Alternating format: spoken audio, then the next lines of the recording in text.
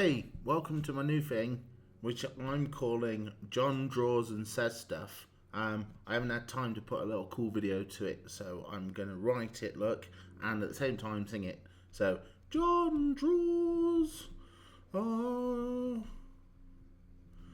Says Stuff. Okay, so, like that. John Draws and Says Stuff. It was John Draws and Says Stuff, but I sang the wrong bit. Who cares? So here we go. I want to talk about a squat. Now, if you've been on any of my courses, I'm raising the I definitely read research, but I'm not going to quote any because I don't have it on hand, and this is more a thought and like ideas dropping out my brain rather than an actual fully researched piece. But bear in mind, this all goes along with my testing course I'm currently in the middle of, and so it should make sense. So this is what I'm thinking about with the squat, but replace the squat with any kind of Olympic lift or lift at all. So the goal in the lift is you've got a big weight on a bar.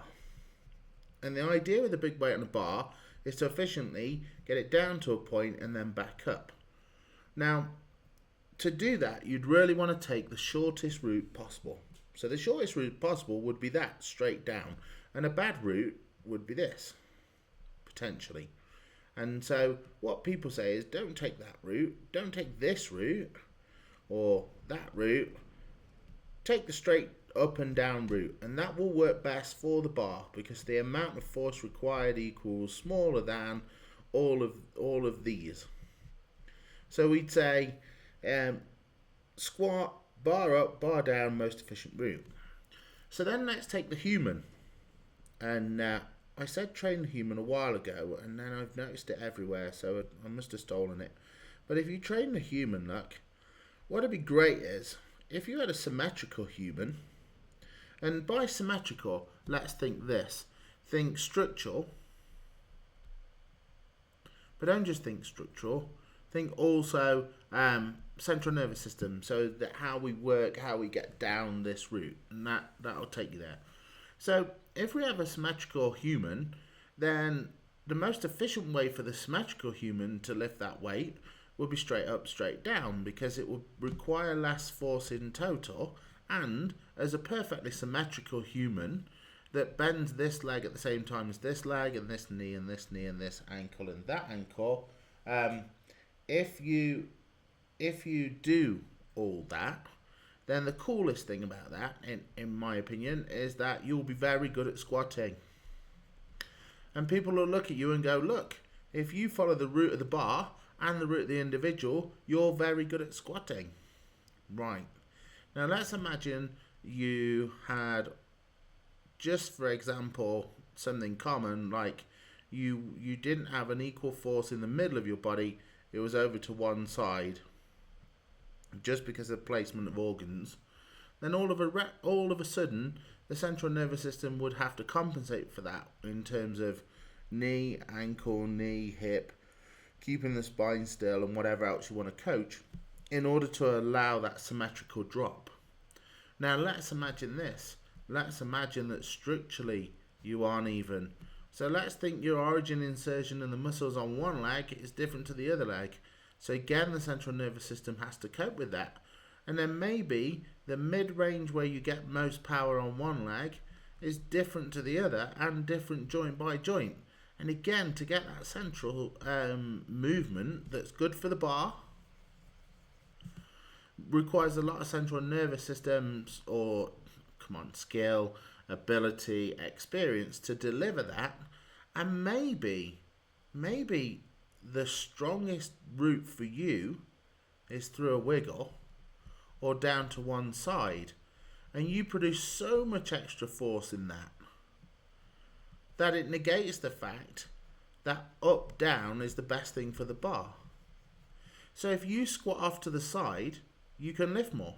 It's not detrimental to you. All the joints are in the best place for them individually to fire. And because you produce such a lot of force, maybe when you do the straight up down squat, you produce a tiny amount of force because of all these different joint angles and displacements and skill level mean that actually going straight up and down means you can only access a small amount of force. So although it's best for the bar to go straight up and down, it might be best for your body to go off at a side or wiggle a bit. And my point here is, when you train someone to lift, are you training what's best for the bar, or are you training what's best for the client? Now, I'm not saying always let a client follow what some trainers might call a compensation pattern. I think you should train in all habits. But in performance, I think you should go after the most force that gets the job done. So you want a compromise between getting the shortest route of the bar for the best amount of force you can produce in the body. That might not be straight, and that might be okay for 1 or 2 reps. And as long as you're regularly challenging the body with different things to overcome, that might not be the worst thing you ever do.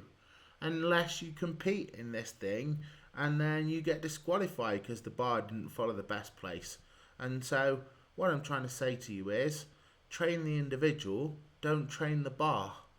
But I am flying my flag of, maybe one of you will be able to comment on here and say, well, that's utter rubbish because. And I'll accept that on these conditions. I'll accept that on one, you have good paper reviews to back that up.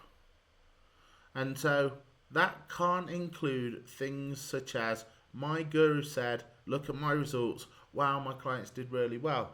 Because you see, symmetrical people will probably move a bar better than asymmetrical people. But what about the asymmetrical person you made really, really good by allowing to go asymmetrical compared to the asymmetrical person you didn't, who went straight? And if the paper's not there to support either, then your argument's as invalid as this blog post potentially could be. But if you look at how you learn a skill, then when you learn a skill, it's through many challenges. So by asking someone to squat in any way they want, you're probably improving their skill level anyway when you put them back into the squat that you intended, that's best for the bar, not best for the client. And so if you got some papers and a reasonable discussion that's not abuse, I'm up for a lot of comments on this, and I want you to take this apart. I'll find you the research on the central nervous system and things like that as we discuss it. But I really think when we teach squatting, we teach train the bar, not the human. And I want to train the human, not the bar. I hope you enjoyed this. I might do some more of these. I might even work on a better starting song, and I might drop the S from John's. So it's not John's draws and says stuff. It's John draws and says stuff. And maybe I'll get someone who can actually sing. I'm not sure why I went with the high-pitched Monty Python-esque type voice either. Okay, until next time, have fun with this. Cheers.